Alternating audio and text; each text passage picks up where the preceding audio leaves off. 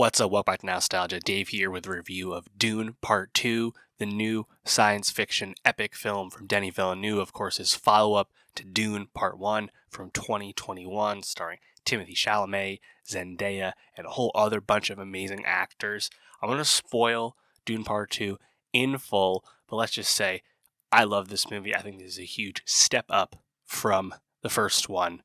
And yeah, can't wait to get all the way into this. This movie is spectacular. Dune Part 2 is an epic cinematic achievement. This is a huge step up from Dune Part 1. Denis Villeneuve is giving us amazing immersive world building, impeccable sound design, really choice production design and costume design, gorgeous visual effects, and two really great performances from Timothée Chalamet as Paul and Zendaya as Chani. The way those two look at each other, I mean, you can't teach this. They sell this movie. Zendaya in particular really carries the emotional heart of this movie. But thematically, some of the themes about religion and birthright and destiny, I think, are quite compelling.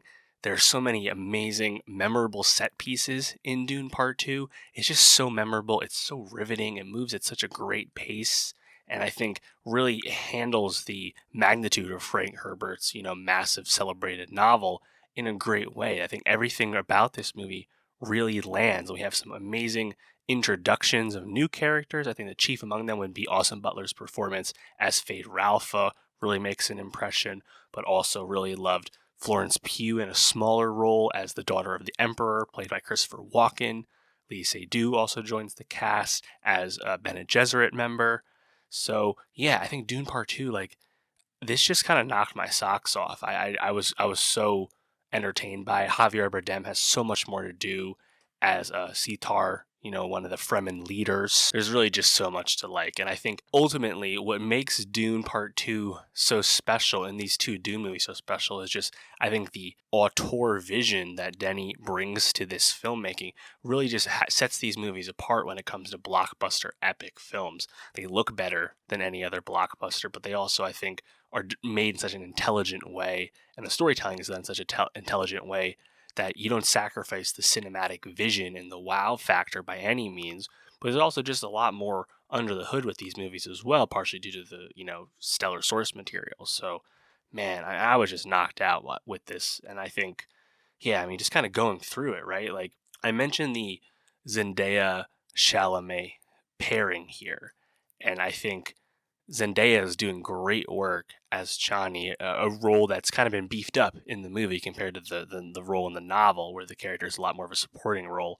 But Chani gets to have a really important piece in the narrative here for the viewer, where she kind of represents the seeds of doubt and disbelief and distrust of Paul, and the push by some Fremen members such as Sitar, of course by the Bene Gesserit, to make him into the Muad'Dib, the Fremen Messiah, and she's just skeptical of this because of him obviously being an off-worlder, an outsider to the Fremen world, and Arrakis, of course. She just has doubts about the religious fundamentalism. Doesn't believe in the prophecies. I think it's really great to have that perspective, where at the same time Chani gets closer and closer to Paul as she's training him in the ways of the Fremen, in the ways of the desert. And I think really all that kind of training stuff, the build-up to Paul riding a sandworm for the first time, I think that was all spot on, amazing stuff. But really, that kind of the opening set piece is great, where the Fremen ambush a bunch of Harkonnen soldiers out hunting in the desert. The physicality of the combat really lands with this movie because the sound design's so good. When there's physical combat, when they are punching and kicking each other, you feel it, you hear it, especially if you watch this in a Dolby screen where the sound is very good. There's real power and oomph behind the combat with this. And I think the fact that it's more of a hand-to-hand and sword fighting combat as opposed to lots of guns, despite this being a futuristic story, really helps kind of bring that home. The introduction of Austin Butler as Fade Ralpha, the Harkonnen princeling under Baron Harkonnen, introducing him on the Harkonnen homeworld of Giedi Prime, shown to us in this black and white, monochromatic look, kind of on the nose, the Nazi imagery of the Harkonnens when we see their forces and whatnot. But the introduction to Ralpha in this gladiator arena and kind of being introduced to his madness, his psychosis, I think was done really well. And a fun build up to the famous duel at the end of Dune between Paul Atreides and Fade Ralpha, where again, the physicality of that combat, watching Chalamet and Butler beat the shit out of each other, is epic. It was really good. Another great set piece in this movie is the attack on the spice field, where Chani and Paul are tag teaming as the rest of the Fremen, as the guerrilla warriors that they are attacking, and Chani rocking the rocket launcher, Paul getting things done. And the movie continues to build up these everyone's belief in Paul as the Fremen Messiah as things continue to happen and succeed. And I think the movie starts to convince you of Paul, and there's some great moments where Chalamet, showcases the talent we've talked about, for 7 years at this point with him, where there's just a magnetism, there's just a charisma to his presence as an actor. And he really turns that up in a few moments, and like you see why people want to believe in him. Like he really comes into his own in the role of Paul, as Paul the character is coming into his own as the role of the Messiah and Savior of the Fremen and Arrakis. So I think Chalamet, I love the scene where there's the Fremen War Council down, underground in the Sitar, and when he kind of just suppresses any challenge, and I think really speaks with a lot of authority. Like, it's very compelling stuff. In general, I just really like the themes that Dune presents. None of these are like brand new themes or anything, but between the Bene Gesserit perspective of these like grand, cross galaxy manipulation over decades on end, and then the in the moment stuff from the Chani perspective of an outsider taking control, grasping power through seducing one's people. Just the themes of religious fundamentalism, propaganda versus motivation and birthright, how it's treating religion and different versions of that. Like, again, these are not new themes by any means, but the fact that a lot of this is here and there's a lot of depth to this in a blockbuster sci-fi film, again, just I think speaks to the high level that a movie like Dune Part 2 is operating in. Dune Part 1, which I loved quite a bit, but has some detractors. Dune Part 1 did a lot of that legwork with setting up the world and bringing us into this. And I think Dune Part 2 is able to get a bit busier, and also just has, I think, bigger and more engaging set pieces as well. So that's why I think it's a huge level up. Javier Bardem has just a lot more to do in this movie, like Zendaya does. And Bardem as a Sitar, he's a zealot. He's a believer in Muad'Dib, Messiah. He's a believer in Paul, really from the jump. And I think he does a great job of bringing a kind of emotional texture to some of the characters in this movie, because Dune is a story, the way it's told to us, where we move across plot pretty deftly. There's a lot going on throughout this, but Bardem's presence as someone who's really grounded to where we are in the moment to moment scenes, I think does a great job. And he's also has some of the better levity moments as well. He's pretty funny. Honestly, hats off to Austin Butler as Fade Ralpha for really selling the fact that he's supposed to be the progeny of Baron Harkonnen, played by Stellan Skarsgård. And Baron Harkonnen, I think, is a more menacing presence in the first Dune. Kind of all the backstabbing of House Atreides, the killing of Oscar Isaac's Duke Leo, in that scene. He's more of a side villain this time around, or nothing really new per se. Same thing with Dave Bautista, who's just kind of this pure id grunt villain character. But Butler as Fade, Butler, I think, does a great job of communicating the terror of this maniac with limited screen time.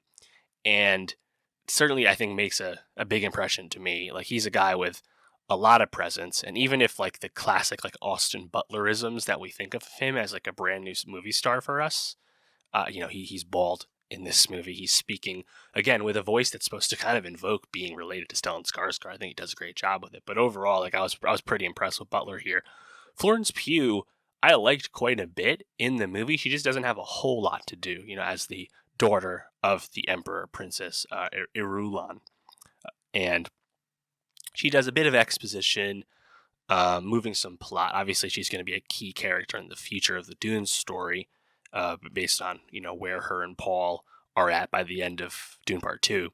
But I mean, just adding flow to this movie just like adds so much power to it, and even if a lot of times she's just kind of wearing the Bene Gesserit, crazy outfits, I think when she is speaking, whether to her diary or whether to her father, the Emperor, it lands. Christopher Walken, it's like flashy to have him as the Emperor. He doesn't have a whole lot to do. Um, he's not quite as like charismatic per se. I don't know if maybe there was a better person to cast the same. Feels blasphemous to say that about Christopher Walken, but I'm not sure. Maybe there was something else. And Lee Seydoux, small role again as a Bene Gesserit member who is the Bene Gesserit's way into manipulating Ralpha. But I think she has just pretty good and basically like 1.5 scenes. And then of course the surprise of the movie with casting. This was kind of spoiled when the premiere happened, so it wasn't a surprise to me. But Anya Taylor-Joy is cast in Dune as well as Paul Atreides' unborn sister. Of course, Paul's sister is still within the womb of Lady Jessica, Rebecca Ferguson's character. But again, like to add that level more star power to Dune, it's just crazy, right? We have Timothée Chalamet, Florence Pugh, Zendaya, Austin Butler, and now Anya Taylor-Joy. That is what, 5 of the like A-list talent of today and tomorrow when it comes to Hollywood. Like, just amazing stuff. Can we find a way to get Saoirse Ronan in this? Chalamet, I don't know. But yeah, like some of the scenes with, just to circle back to some of the scenes with Chalamet and Zendaya really brought me back to Chalamet and Saoirse Ronan in Little Women. When Joe and Laurie are like on the hill, that scene Little Women, just amazing chemistry, amazing emotional moment, and just the way they were connected, Ronan and Chalamet. That's how I felt when Zendaya and Chalamet are talking to each other on the dune before they kiss. I was like, fuck, like this is real. Like this is like real palpable chemistry and just speaks to them. And I think Zendaya throughout the movie from that point on, her facial expressions, the way she can communicate so much with her gaze, with her looks, it does so much for this movie to really, I think, layer it out and again give you like that kind of multitude of perspective as a viewer within this big epic story. So yeah, I think Dune Part 2 just absolutely rips. Like there's amazing set pieces, all that, narrative subtext from a thematic perspective, as I mentioned, great performances, great star power, and just incredible craft throughout, whether it's visuals, costume design, production design, of course, cinematography and direction. So like, I just don't know what else you would want. And when you compare this to other blockbusters, other big budget films, I mean, this rises to the top, and I hope that the sophistication with the craft with this movie will help people up their game, where you can spend a lot of money like you do on Dune and make it look amazing, just the way there are ways to save money and make it look amazing as well, like we got last year with Godzilla Minus One or The Creator. You can do this shit great, and Dune is showing you how to do that. So yeah, Dune Part 2, this shit rips. I will have a hard time seeing a scenario where it's not in my top 10 films of 2024. Very exciting. And thankfully, the box office is looking to be probably twice as good as Dune Part 1. Of course, Dune Part 1 came out end of 2021 as a day-and-date release on HBO Max when Warner Brothers was doing that, and opened to 40 million, made 400 million worldwide, one of the big successes of the COVID box office. Dune Part 2 looking to open domestically 80 million plus by the sound of it, so high hopes for this movie to keep it going. And then Dune Part 3, which we know has a script nearly done, I assume that'll get greenlit pretty soon. But let me know, what did you think of Dune Part 2? How would you compare it to Part 1? What's your favorite moment? What are you most looking forward to seeing next? And for more movie reviews, subscribe, and I'll see you next time.